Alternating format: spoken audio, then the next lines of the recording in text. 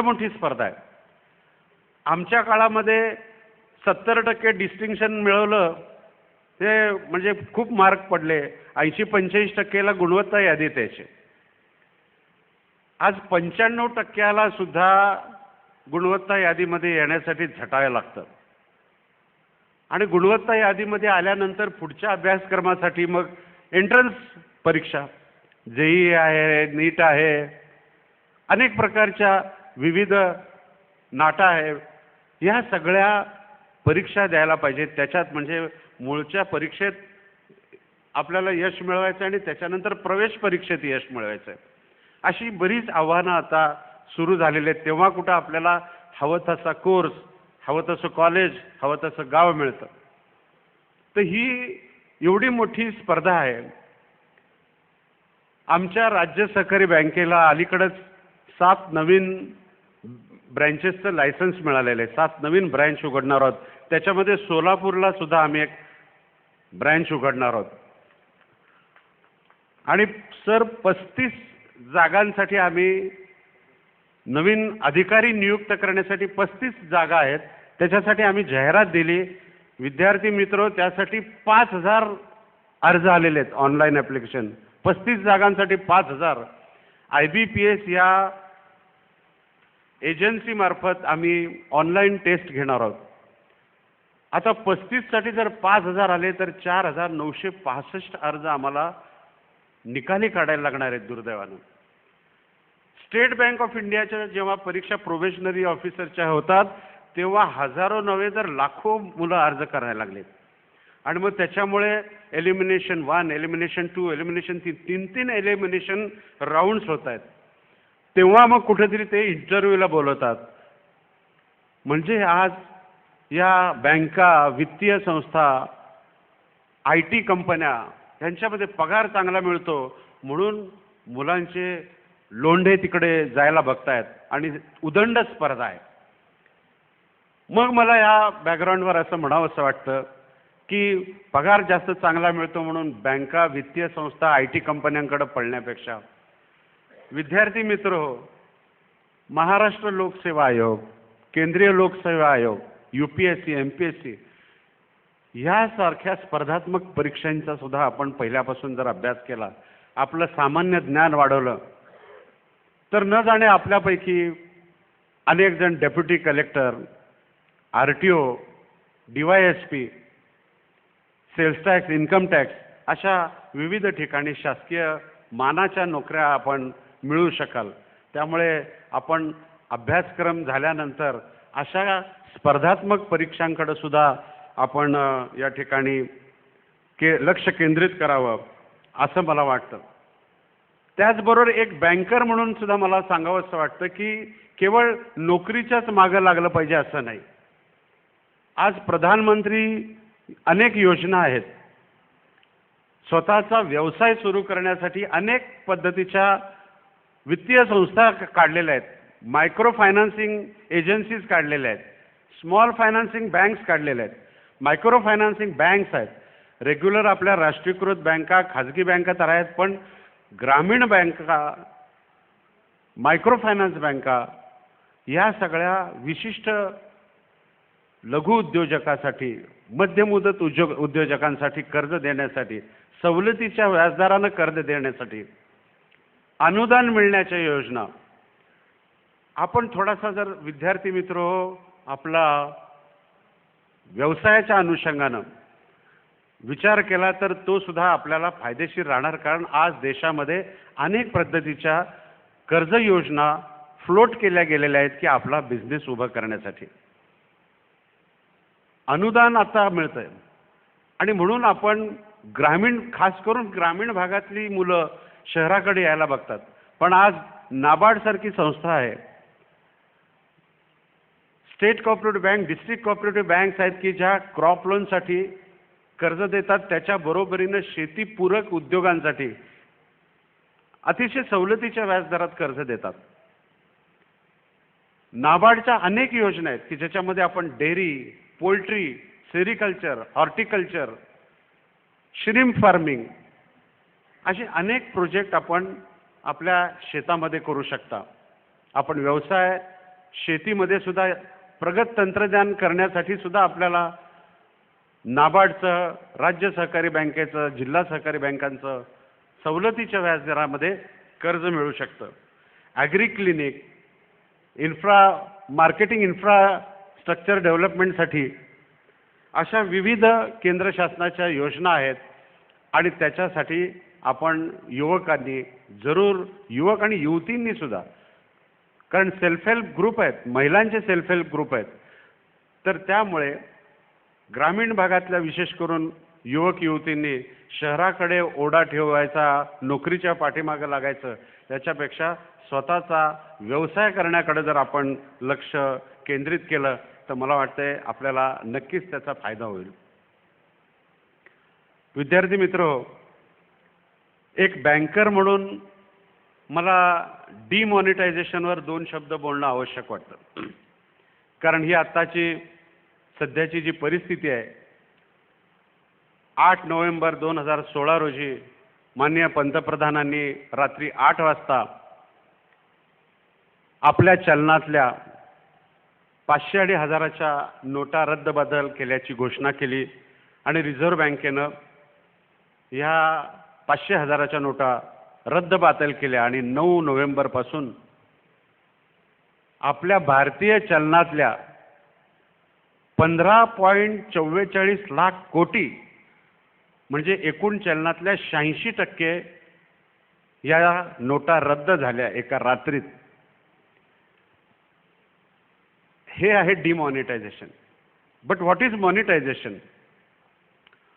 Monetisation एक अशी प्रक्रिया आहे की ज्याच्यामध्ये चलन आत येतं, in supply of money. Reserve bank नोटा छापतं, नोटा इश्यू करतं कॅश ट्रान्झॅक्शनसाठी. आपल्या भारतामध्ये जास्तीत जास्त कॅश व्यवहार चालतात. जगामध्ये 12% करन्सी टू GDP रेशो असलेला भारत आहे केवळ. Currency to GDP ratio it is as high as 12%. जास्तीत जास्त व्यवहार कॅशमध्ये चालतात आपल्याकडे. ग्रामीण भागात जास्तीत जास्त कॅशमध्ये चालतात. आणि म्हणून एक मोठा चंक, एक 86% चलन जेव्हा बाजारातनं रद्दबातल होतं तेव्हा अर्थव्यवस्थेवर, समाजकारणावर एक परिणाम होणं स्वाभाविक आहे.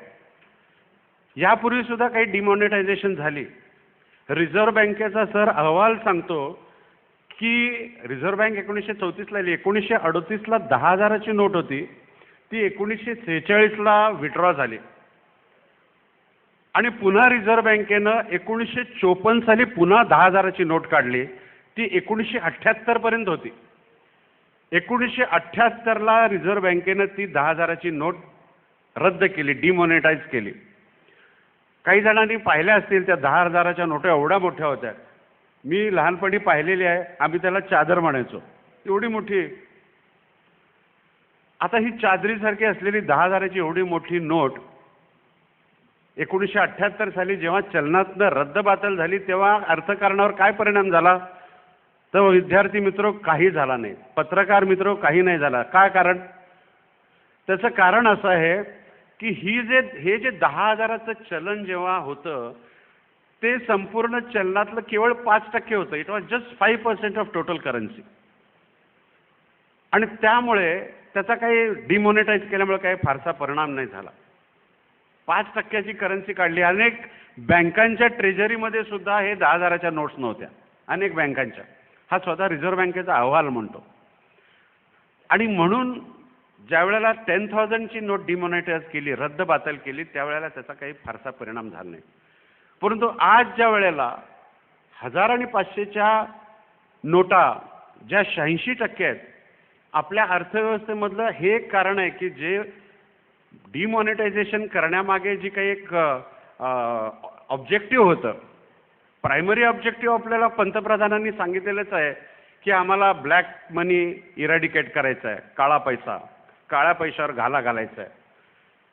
फेक करन्सी आलेली आहे, खोट्या बनावट नोटा आपल्यामध्ये फिरतायत 500 आणि 1000च्या, त्याच्यावर घाला घालायचा आहे.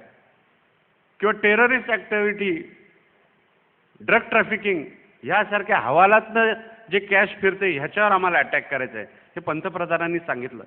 ह्याच्याबरोबर दुसरं आणखी एक ऑब्जेक्टिव्ह होतं, आणि ते म्हणजे लहान नोटा आणि मोठ्या नोटांचं जे प्रमाण आहे ते डिस्प्रपोर्शनेट होतं.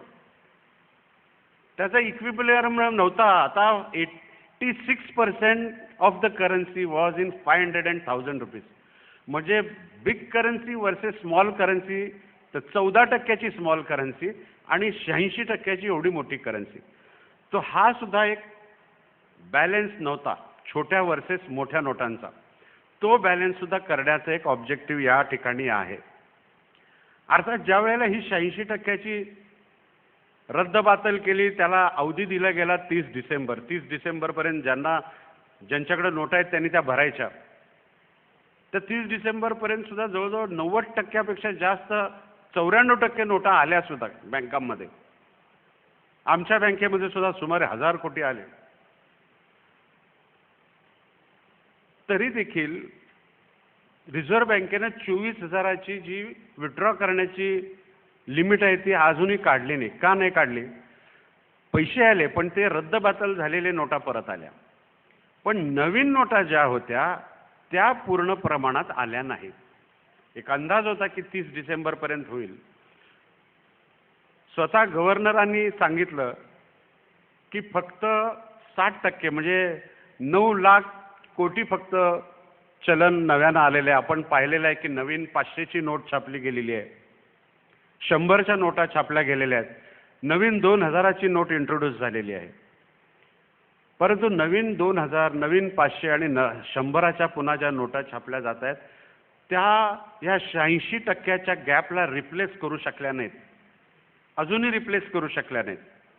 आणि म्हणून आज जे आपल्याला टेम्पररी फेज जी आपल्या समोर दिसते की विड्रॉल 24,000, 2000ची नोट बाजारात कोणी घेऊन गेलं तर त्याची आदलाबदल करायला सुट्टे नाहीत, कोणी घेत नाही 2000ची नोट. शेतकऱ्यांना अडचण निर्माण झालेली आहे, कारण शेतीमध्ये शेतीमाल बरेच जण कॅश न देतात. ग्रामीण भागामध्ये विशेष करून त्याचा परिणाम जाणवायला लागला, थोडी मंदी दिसायला लागली, इकॉनॉमी स्लोडाऊन झाली. वर्ल्ड बँक आणि इंटरनॅशनल मॉनिटरी फंड यांनी आपल्या देशाचा आर्थिक विकास दर 7.6 वरून 6.6 वर आल्याचं जाहीर करून टाकलेलं आहे. टुरिझमवर, हॉटेल मॅनेजमेंटवर अनेक ठिकाणी या नोटाबंदीचं सावट पडलेलं आहे. परंतु माझी खात्री आहे की ज्या वेळेला हा जो 86%चा मनी सप्लाय आहे तो आज कुठेतरी 60%पर्यंत भरला गेलेला आहे, ती जी अजून 26%ची तूट आहे, आणखी जेव्हा 50-100च्या नोटा ज्या वेळेला येतील भारतीय चलनामध्ये त्यावेळेला हे जे आत्ताचं टेम्पररी स्लोडाऊनची जी घटना आहे, ही मंदी दिसते, ती नक्की निघून जाईल. कारण हा भारत प्रगतिशील देश आहे, याची अर्थव्यवस्था झपाट्यानं वाढते आहे. आणि आज जे इकॉनॉमिक स्लोडाऊन झालेली आहे ती नक्की जेव्हा मनी सप्लाय येईल, कारण नोट छापायची असेल तर त्याला सिक्युरिटी फीचर्स आहेत. कसंही स्टेशनरी छापल्यासारखं छापता येत नाही. नोट छापायला त्याला आपल्याला माहीत आहे 2000च्या नोटमध्ये स्पेशल फीचर्स आहेत. 500ची नोट आली, स्पेशल फीचर आहे. असं ऐकतोय की नवी 1000ची नोट पुन्हा येत आहे. ह्या नोटांना स्पेशल फीचर्स असतात आणि त्यामुळे त्याला एक विशिष्ट कालावधी लागतो. हे सगळं झालं तर नक्की आपली जी स्लोडाऊन झालेली अर्थव्यवस्था आहे ती पुन्हा गतिमान होईल. विद्यार्थी मित्रो, मला आणखी आपल्याला एक सांगायचं आहे की आज आपण पदवी ग्रहण केली, काहींनी विद्यावाचस्पती PhD ग्रहण केलं. आपल्या अभ्यासाबरोबर आपण आपले छंद सुद्धा जपा. आपले छंद जपणं हे अतिशय महत्त्वाचं आहे.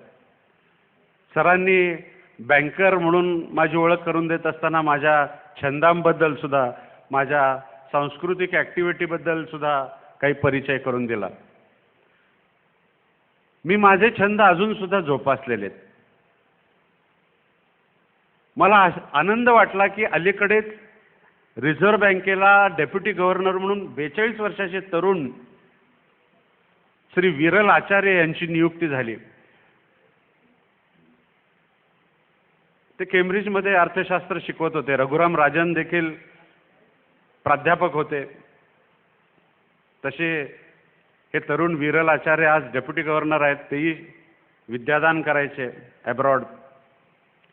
आज ते डेप्युटी गव्हर्नर आहेत आणि त्यांचा बायोडाटा बघत असताना मला एक चांगली गोष्ट, माझ्या दृष्टीनं आवडणारी गोष्ट, आणि ती म्हणजे त्यांचा म्युझिक अल्बम आहे. म्हणजे एवढा करिअरिस्ट की त्या ग्रहस्थानी सुद्धा, आणि आपली मराठी मुलं घेऊन त्यांनी म्युझिक अल्बम केलेलं आहे, ऋषिकेश रानडे वगैरे. तर हे करिअर करत असताना त्याबरोबर आपल्या मग खेळ असेल, वाचनाची आवड असेल, लेखनाची आवड असेल, गायनाची आवड असेल, साहित्याची आवड असेल, मी तर मी अशासाठी जोपासतो की हे माझं एक रिलॅक्सेशन टेक्निक आहे. I treat it as a relaxation technique. जेव्हा कामामुळे, प्रचंड कामामुळे, डिमॉनिटायझेशनच्या काळामध्ये प्रचंड लोड आला होता, तेव्हा घरी येऊन छान गाणी ऐकायची आणि गाणी म्हणायची. मी रिलॅक्स होत होतो. It's my relaxation technique. मित्रो, आज मी सोलापुरात आहे. मी जेव्हा बालपणी आपल्याला म्हणलं की सलग 10-12 वर्ष या ठिकाणी व्यतीत केली आणि 1973 साली आम्ही सोलापूर सोडलं आणि मी कोल्हापूरला गेलो. 25 वर्ष मी सोलापूरला आलो नव्हतो 73 नंतर. 25 वर्षाचा गॅप. या राज्य बँकेत वरिष्ठ अधिकारी म्हणून काम करत असताना सोलापूर जिल्हा बँकेला कामानिमित्तानं भेटण्याचा योग मला आला. आणि 25 वर्षानंतर मी जेव्हा रात्री सोलापूरला एंटर होत होतो तेव्हा सगळ्या आठवणी माझ्या समोर दाटून आल्या. दुसऱ्या दिवशी मीटिंग 11:30-12ला होती, तर मी काय केलं, सकाळी लवकर उठलो आणि पहिल्यांदा गेलो हरिभाई देवकरण प्रशाला. ती पाहिली, दगडी इमारत, ते विस्तीर्ण पटांगण पाहिलं. त्याच्या बाजूलाच आमची नूतन मराठी, त्या नूतन मराठीच्या तिथे आमचा झोपाळा. सिद्धेश्वर तलावाकडे गेलो, सिद्धेश्वर दर्शन घेतलं, देवाचं दर्शन घेतलं, तलावापाशी उभा राहिलो आणि सगळ्या अशा या आठवणी जमा झाल्या. संध्याकाळी मी मुक्कामी होतो सोलापूरला त्या दिवशी आणि ह्या सगळ्या आठवणी लहानपणाच्या माझ्या समोर अशा दाटून आल्या आणि त्याच्यातून माझ्या हातून एक सोलापूरवर एक कविता लिहून झाली. आज या दीक्षांत भाषणाच्या सरतेशेवटी मला ही सोलापूरवरची त्यावेळी लिहिलेली कविता तुम्हाला ऐकवण्याचा मोह होत आहे आणि मी ती तुम्हाला ऐकवणार आहे आणि त्यानंतर माझं 2 शब्द संपवणार आहे. तर ही कविता अशी आहे. आठवणींच्या गावामध्ये मी मलाच शोधतो. आठवणीच्या गावामध्ये मी मलाच शोधतो. फुलपाखरी सोनेरी ते गतदिवस मी स्मरतो. आठवणींच्या गावामध्ये मी मलाच शोधतो. फुलपाखरी सोनेरी ते गतदिवस मी स्मरतो. त्या तिथे माझी ती शाळा, त्या तिथे माझी ती शाळा, त्या तिथे तो झोपाळा. त्या तिथे माझी ती शाळा, त्या तिथे तो झोपाळा. त्या तिथे खडू फळा आणि गणिताचा घोटाळा.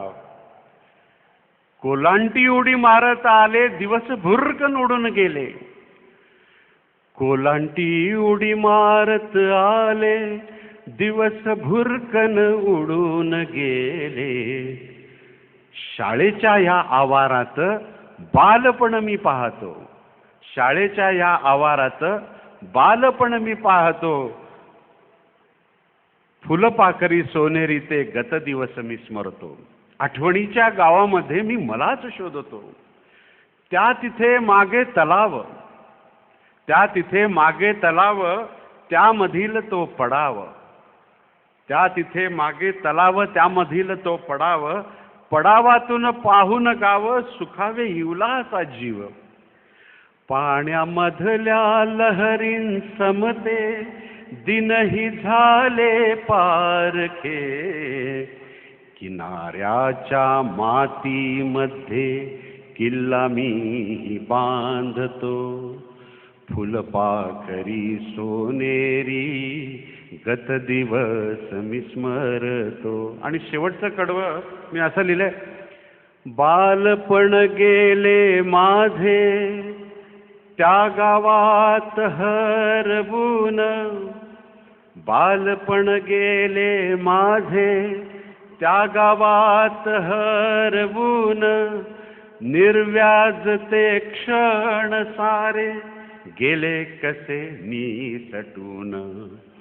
आठवणींच्या गावी येऊन त्या सुखाला बिलगून.